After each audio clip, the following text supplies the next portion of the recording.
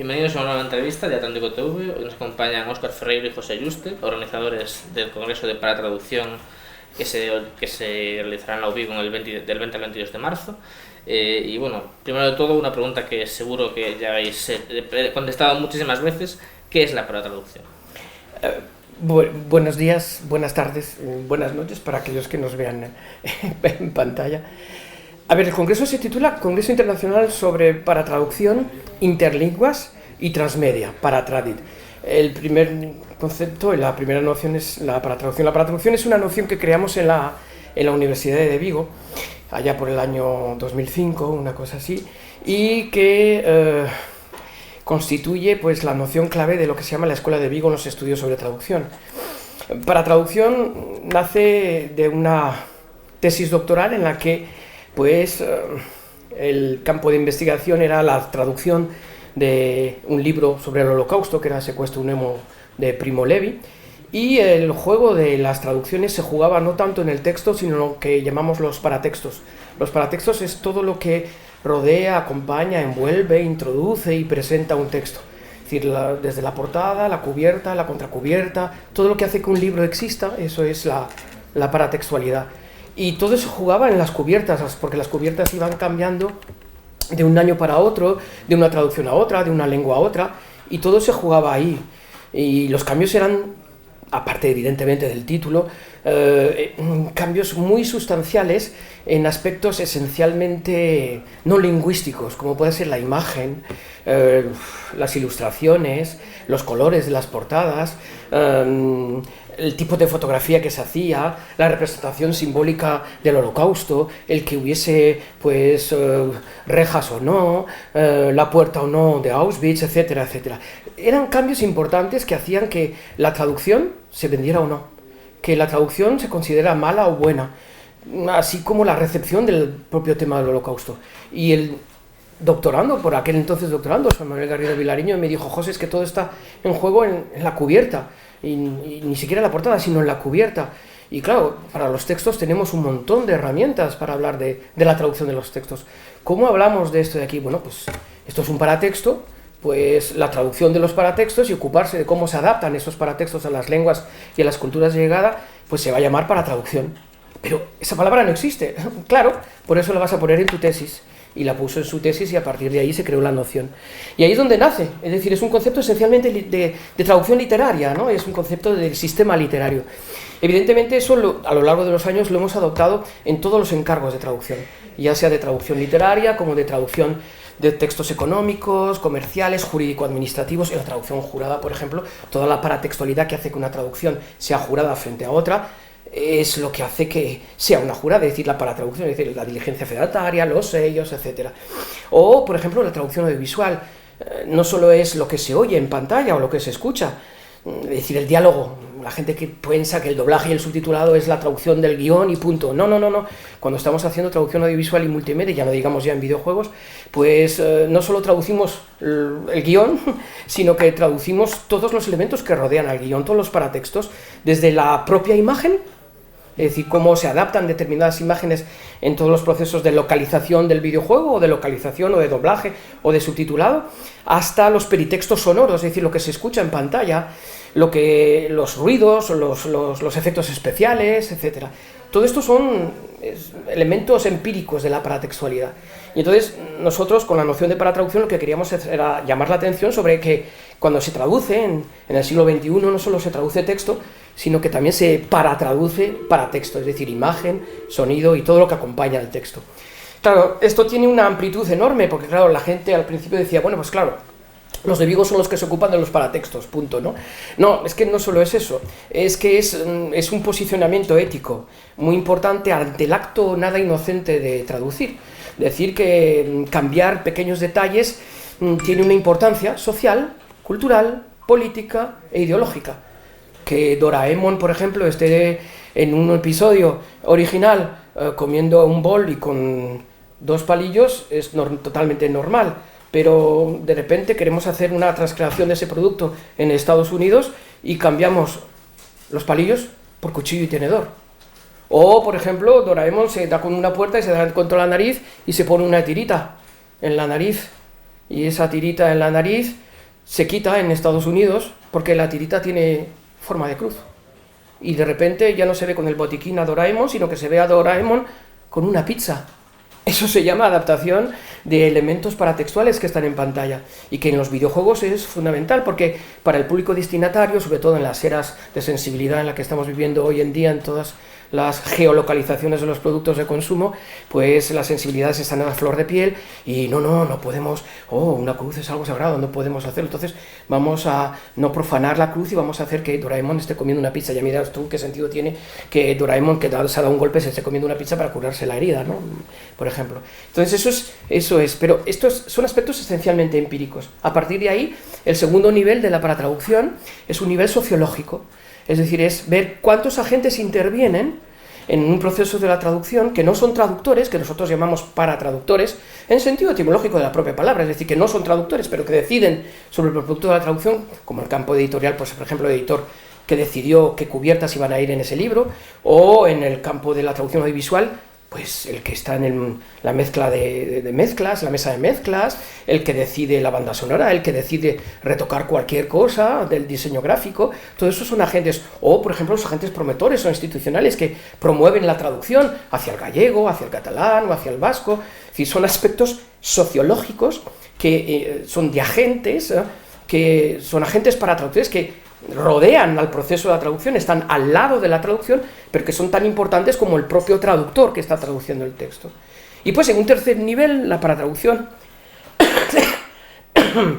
se aplica a algo fundamental hoy en día en el siglo XXI, que es el nivel discursivo.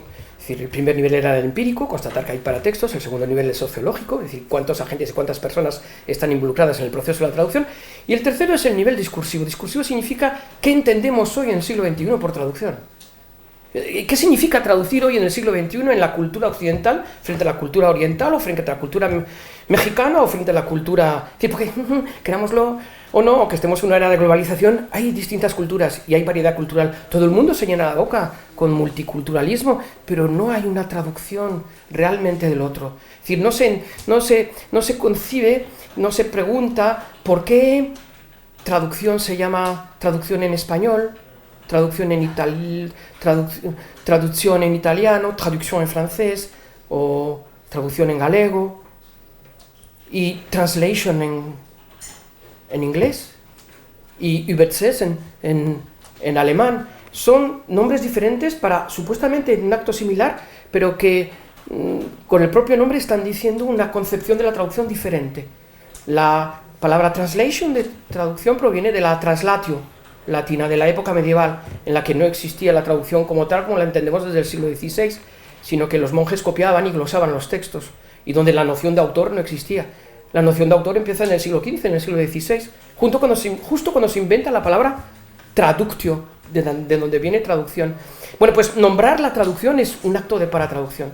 Hablar sobre la paratraducción y decir qué es hoy paratraducción, qué es la traducción hoy en el siglo XXI, cuando las máquinas incluso pueden hacer labores de lingüística de corpus mucho más rápido que cualquier humano, pues es para plantear, pues eso, la concepción de la traducción en el siglo XXI. Como ves, son tres aspectos fundamentales de la noción, tres aspectos prácticos de la noción teórica de paratraducción que va mucho más allá. Por eso la noción de paratraducción hace poco hemos publicado en una de las revistas más importantes de estudios sobre la traducción, que es la revista Meta de Canadá, que es el Journal des Traducteurs, todo un número especial dedicado a la noción de paratraducción, ¿no? Que es un poco la consagración de todos estos años de investigación. Entonces, una de las cosas que queríamos hacer cuando recibimos la mención de excelencia del máster universitario en traducción para la comunicación internacional era que pusimos en la memoria que queríamos hacer un primer congreso internacional de paratraducción. Y vistos los movimientos que hay hoy en día, no queríamos poner solo Congreso Internacional de Paratraducción, sino Congreso Internacional de Paratraducción interlinguas, porque queremos hablar de qué pasa entre las lenguas, y transmedia porque los medios con los que trabajamos hoy en día, los soportes, son transmediáticos, es decir, cogemos muchos soportes, que no solo es el papel o la pantalla de las distintas pantallas, ¿no? Y sino que a la hora de contar historias, pues hay distintos procesos y maneras de contarlos, ¿no? Los storytelling hoy se cuentan de una manera totalmente diferente y transmediáticamente, ¿no? Y entonces, antes de poner una serie, pues los episodios pueden estar en una web, la gente puede estar jugando a eso, ahí ese juego durante un montón de tiempo, y eso forma parte de la historia, pero todavía no se ha contado la historia. Esta historia se va contando en pedacitos y cada uno de esos pedacitos tienes que reunirlos, ¿vale? Y constituye, pues eso, distintas maneras de atravesar los medios, ¿vale?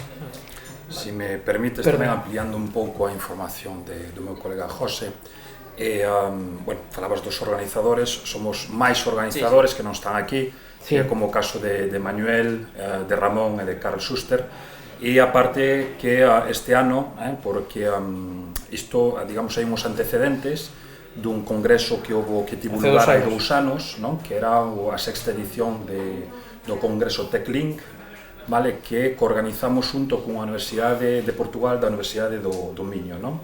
E este ano contamos pois, ca axuda inestimable de alumnado de grau, de alumnado de máster e alumnado de doutoramento que nos está botando un pouco unha man no que é a organización do Congreso, non? Entón, ampliando un pouco esa información da organización e tamén indicando un pouco qual é a xénese, de onde procede, digamos, todo isto de darlle continuación a este evento internacional, tamén está, como ben decía o meu colega José, de onde naceu o concepto, a noción de paratraducción, era un motivo sobrado para celebrar, digamos, son 20 anos, ¿no? Casi, porque en 2005 estamos en 2023, 2004, en 2004-2005 fue cuando empezamos a crear la noción. Exactamente, a raíz da tese do noso compañero San Garrido Vilariño. Ben, este congreso que vai ter lugar entre o 20 e 22 de marzo de 2024 é un congreso que se vai celebrar en físico na Facultade de Filosofía e Traducción da Universidade de Vigo, pero tamén online, vale? A día de hoxe temos aproximadamente, pois ainda é cedo para facer unha avaliación, pero bueno, os números son bons, non acabou todavía el primer plazo para nada. Estamos nuns 40 relatores, vale? Unhas 40 participantes con 20 inscripcións, é dicir, de título de congreso, non? Engadir tamén que o comité científico, un comité científico potente, internacional, onde xuntamos aproximadamente unhas 80 persoas vindas das 4 esquinas do mundo, non? De universidades tamén españolas. E o bon deste evento é que nós intentamos abrir para todo tipo de perfil, tanto de alumnado como de profesionais, é dicir, podense inscribir pois, público xeral, que son os que entendemos nós que son investigadores, profesores, non? De universidade. Tamén temos para profesores de secundaria, que poden presentar pois, resultados de investigacións que eles están levando a cabo. Temos tendo unha moi boa recepción de alumnado de doutoramento, vale? De diferentes programas de doutoramento a nivel nacional, non? Que se están inscribindo.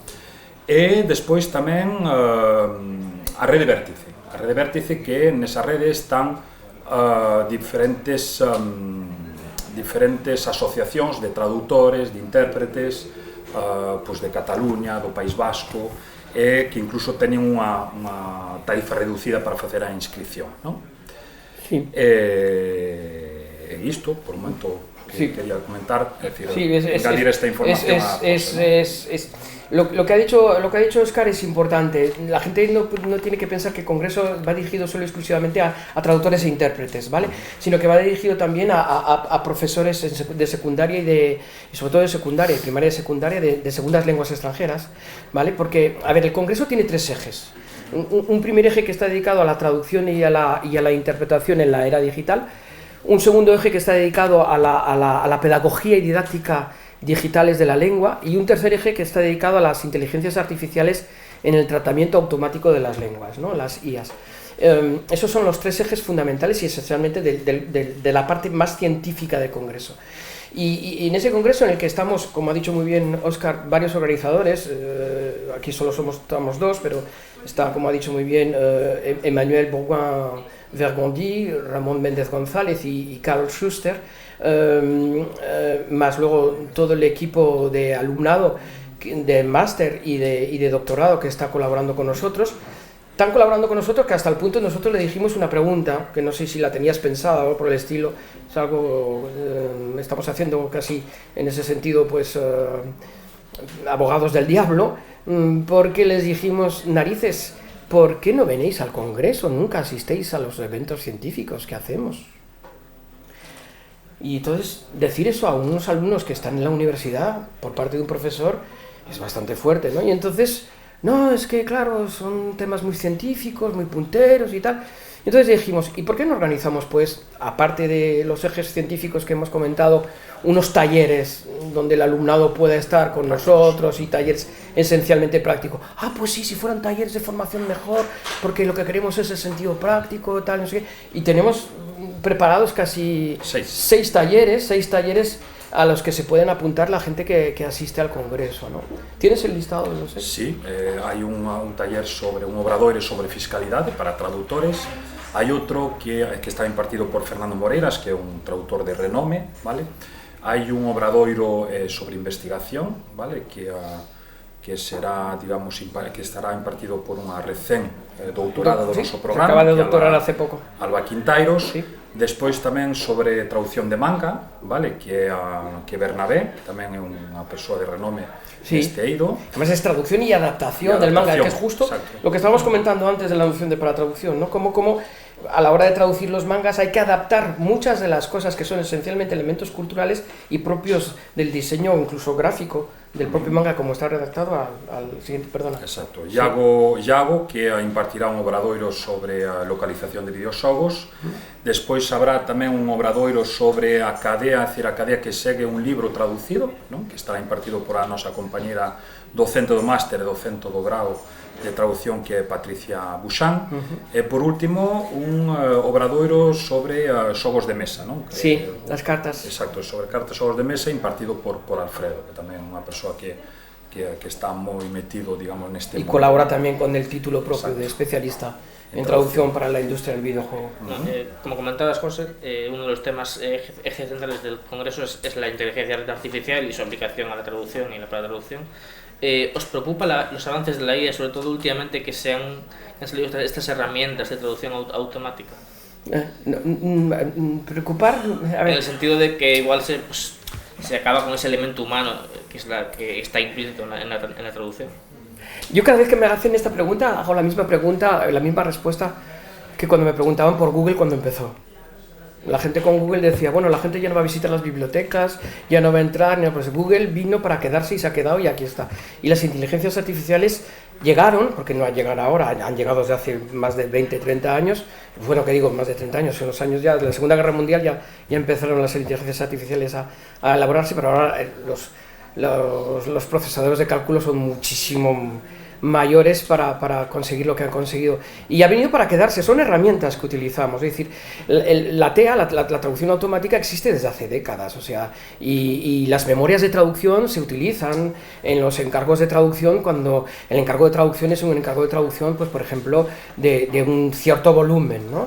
De la misma forma que ya no vamos con disqueteras, ni con papel, ni con diccionarios de papel, que aunque algunos los pueden utilizar, o diccionarios terminológicos y bases terminológicas en papel, ni ficheros y disquetes, pues todo está en unas bases de datos muy bien hechas, y entonces las memorias de traducción las hemos alimentado los traductores durante todas estas décadas. Si quieres, podemos decirlo así, hemos alimentado a la bestia, ¿vale? La bestia existe porque nosotros las hemos alimentado con nuestras traducciones. Y entonces las inteligencias artificiales han facilitado las labores más mecánicas de la traducción.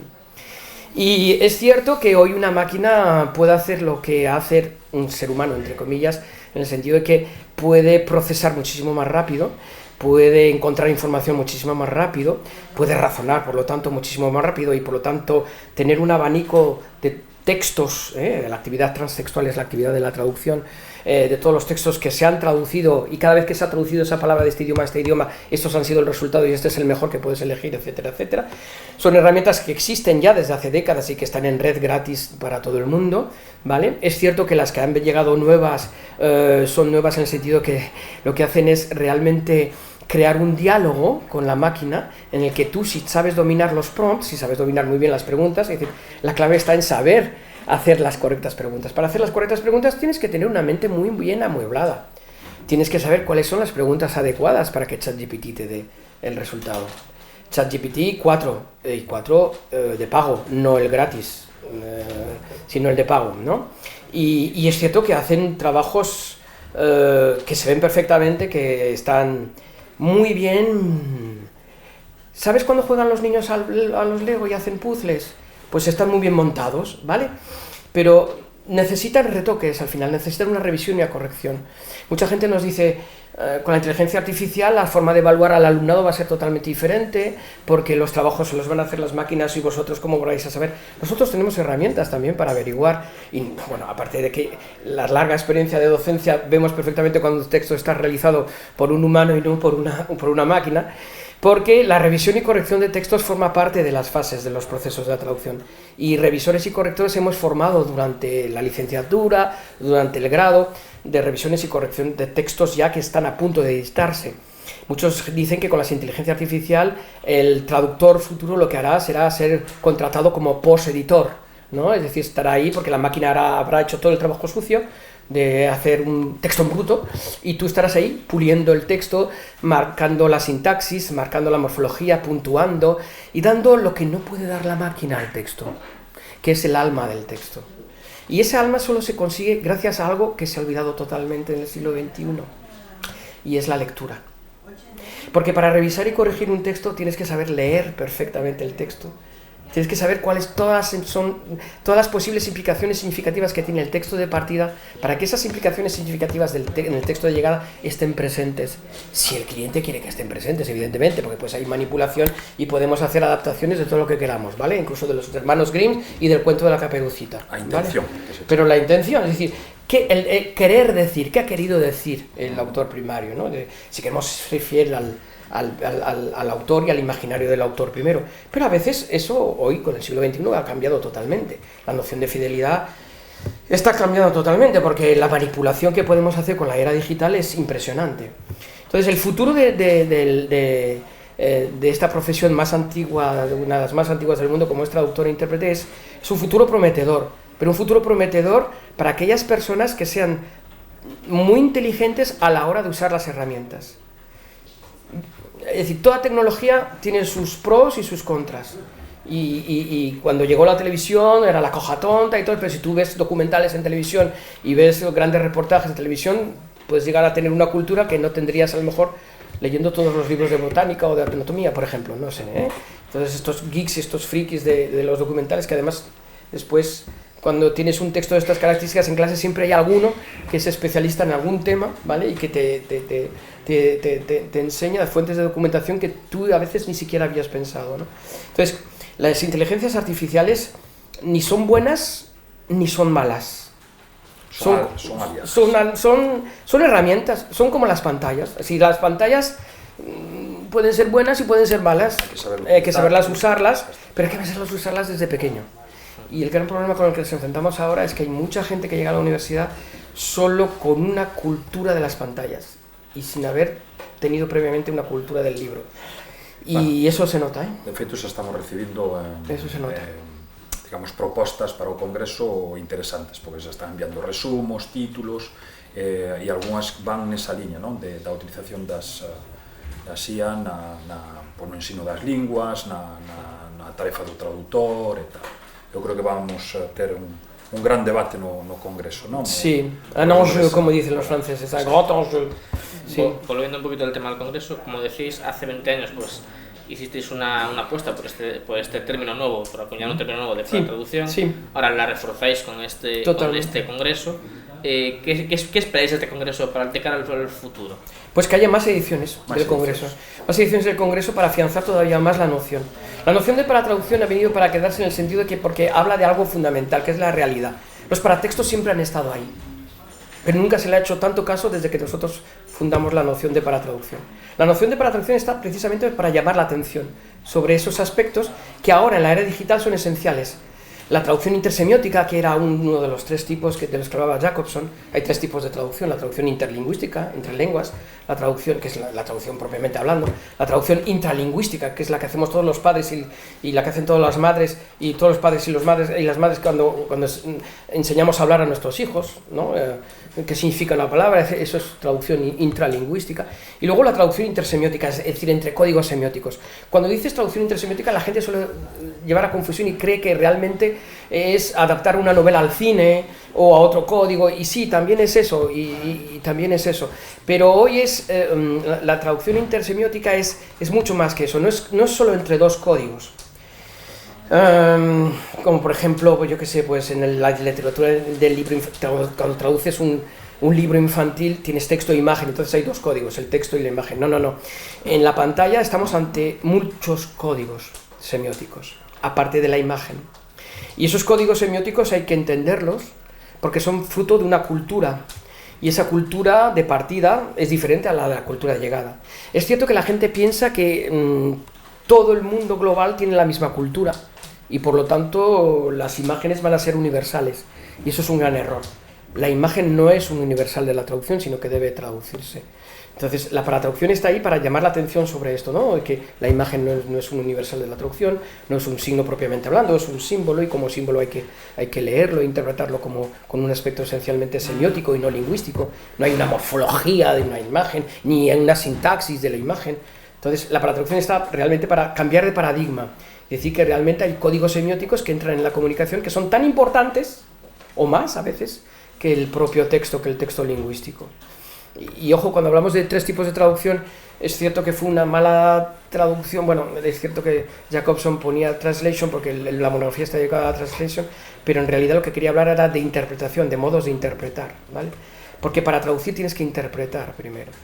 Entonces la paratraducción ayuda precisamente a estar en ese umbral, ¿vale? En ese umbral antes de interpretar el texto.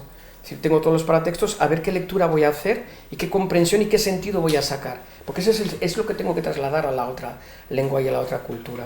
Y luego con el término paratraducción también queremos reivindicar, pues oye, la figura del traductor, porque hasta ahora los paratextos, es decir, el traductor figuraba como mucho pues en la página de derechos, el nombre del traductor y punto, ¿no? Bueno, pues con la noción de paratraducción hemos conseguido una política de traducción que consiste en que se hable del traductor y haya visibilidad del traductor, algo que era impensable hace 20 años. Hace 20 años, al contrario, se preconizaba la invisibilidad del traductor, que no se vea al traductor, que no se hable del traductor, porque si se habla del traductor es que algo ha ido mal, ¿no? Bueno, pues nosotros, todo lo contrario, decimos que hay que hablar del traductor porque el traductor es responsable de su obra y está orgulloso de su obra y quiere que haya visibilidad. Tanta visibilidad que nos gustaría que el nombre del traductor figurara, pues narices, no solo en la página de derechos escondidito ahí en un paratexto, sino también en el paratexto más importante, que es la portada de un libro. Y, ¿por qué no? La cubierta, inclusive. Que la gente cuando lea a Julio Verne en español sepa que lee la traducción de fulanito de tal de Julio Verne y no a Julio Verne, ¿no? Y esto es algo que desde el siglo XVI se supone que todo el mundo es consciente de ello, de la noción de autor está ahí, pero los Studia Humanitatis, desgraciadamente, estamos viviendo una crisis enorme en el sentido de que la pasión por la lectura es algo que brilla por su ausencia. Justo por ahí quería terminar un poco esta entrevista, que si veis que hace poco han salido las cifras de matrícula de la UVigo, apenas un par de grados de la Facultad de Filología y Traducción han llenado las plazas, ¿veis que hay un desinterés del alumnado en las humanidades? Sinceramente, eu creo que hai moitos factores que entran no tema da matrícula. O que acontece na UVigo acontece en todas as universidades españolas, vale? Fora das fronteiras do Estado español non podo falar evidentemente, pero as cifras están aí ao respecto das universidades públicas, vale, españolas. Hai unha baixada na matrícula. E factores hai moitos. E o factor principal, e isto son datos que están aí, que están incluso publicados por parte de diferentes axencias, gobernos e tal, é a demografía, é dicir, a baixada demográfica, que parece ser que do mesmo xeito que anuncian isto, tamén anuncian que dentro de, non sei se eran 5 ou 7 anos, habrá unha subida, non? As humanidades, é dicir, as baixadas, insisto, as baixadas danse en humanidades como nas tecnolóxicas, nas enxeñerías e tal. Eu creo que non hai unha perda de interese. Sinceramente, eu vou decir, non vexo non vexo ese, non sei o José que leva moitísimo máis anos na docencia, evidentemente antes había moitísima máis matrícula, pero non creo que sexa un tema da perda do interese nas humanidades, non? No sé. Bueno, esa es la esperanza que tenemos, que no hay una pérdida de interés en las humanidades. Lo que ocurre es que con la era de la imagen en la que estamos viviendo, algunos hemos tenido que poner anzuelos para atraer a gente en las humanidades. Anzuelos del tipo de que un máster dedicado exclusivamente a la traducción para la comunicación internacional, vimos que la materia de traducción de videojuegos tenía tanto éxito que vimos la necesidad de crear un título propio de especialista en traducción para la industria del videojuego. Porque es la traducción total, ahí hay de todo. Ahí hay de todo y ahí están todas las humanidades en su más amplio sentido. Las humanidades, yo creo que realmente, a ver, no quiero ser pesimista ni optimista, ¿no?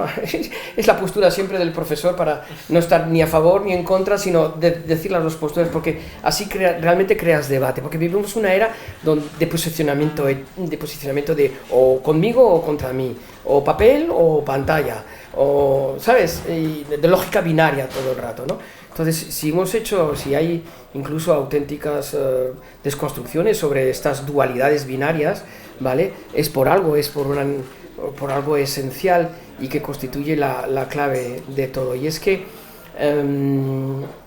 con las pantallas, querámoslo o no, estamos volviendo un poco a la Edad Media.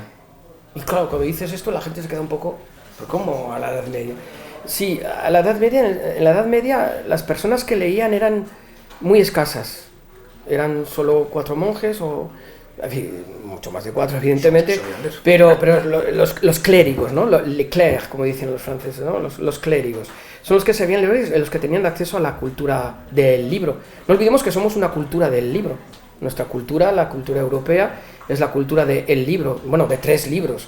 El libro sagrado, que es la Biblia para los cristianos, el Corán para los musulmanes y la Torá para los judíos, las 3 religiones monoteístas, ¿no?, de nuestra civilización occidental. Entonces somos una cultura del libro, lo querámoslo o no. La traducción bíblica tiene mucho que enseñar a los otros tipos de traducciones y demás, ¿no?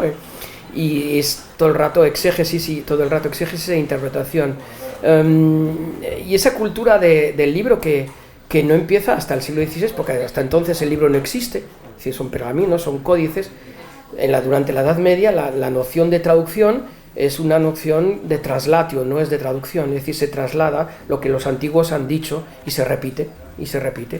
Y el pueblo, o la gran mayoría de las personas, acceden a esa cultura no a través del libro, porque no saben leer, no a través del códice, con lo caros que eran además y todo, sino a través de algo que sigue existiendo hoy en día y que está en nuestras catedrales, y que está en el Camino de Santiago, y que está en todo nuestro patrimonio cultural, escultural y arquitectónico, que son las esculturas donde están representadas esas escenas bíblicas a las que tenían acceso solo las personas que leían, porque la gente que no leía así por lo menos veía las imágenes de la representación de lo que se está.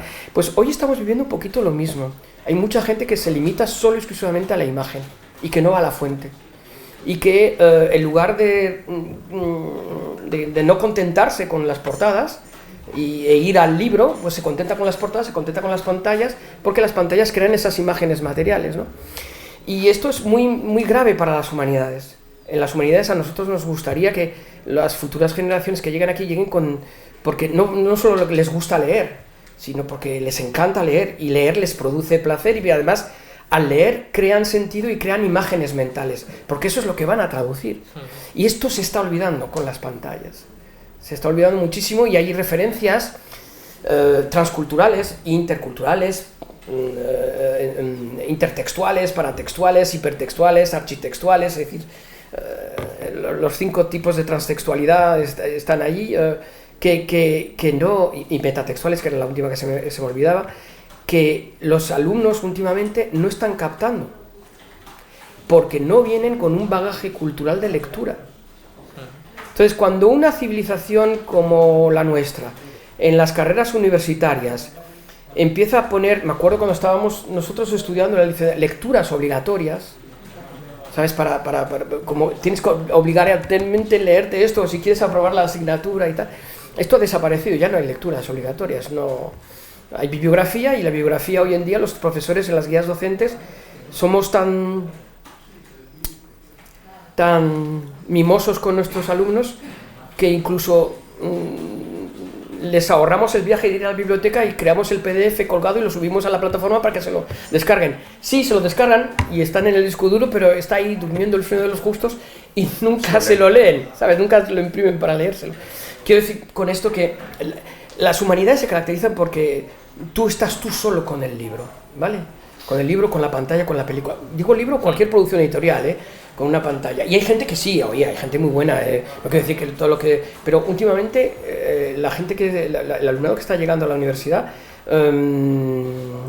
no demuestra tener esa ansia de lectura que tenían antes. Los alumnos excelentes sí, por eso son excelentes, porque destacan enseguida, o sea, no hay ningún problema, pero las humanidades necesitamos de lo que se produjo en el siglo XVI, o sea que dejar la Edad Media y en el siglo XVI decir, no, a ver, esto ha sido la traducción de Platón, pero voy a ver el texto griego, a ver qué decía Platón, y entonces se vuelve a traducir, ¿no? Y entonces se produce los Studia Humanitatis, el renacimiento, ¿no? Y se vuelve a traducir todo.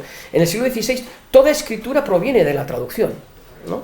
Toda escritura proviene de la traducción. Incluso hasta Cervantes, cuando escribe el Quijote, dice que esto es una traducción del árabe y tal, y aunque sea mentira, lo mismo, pero todos tienen que decir que han traducido algo, ¿no? Entonces yo creo que en ese sentido la paratraducción está aquí para que el paradigma de la traducción sea realmente el del siglo XXI. Porque así realmente habrá un diálogo entre las civilizaciones. Porque entonces querrás, al leer al otro y al comprender al otro, pues realmente entenderlo, comprenderlo. No significa que comparta sus opiniones, ni su religión, ni su ideología, pero por lo menos entenderlo. Después puede rechazar o no rechazar. Y los grandes problemas que estamos teniendo en la política de migración en Europa y de subidas de extremos políticos, tanto de extrema derecha como de extrema izquierda, vienen en esa línea. Y es porque no se traduce. Pues nos quedamos con esa reflexión. Muy bien. Muchísimas gracias, José. Muchísimas gracias, Óscar, por venir hasta aquí. Y mucha suerte con ese congreso. Y nos vemos en la siguiente entrevista de Atlantico TV. Muchas gracias. Muy bien, gracias.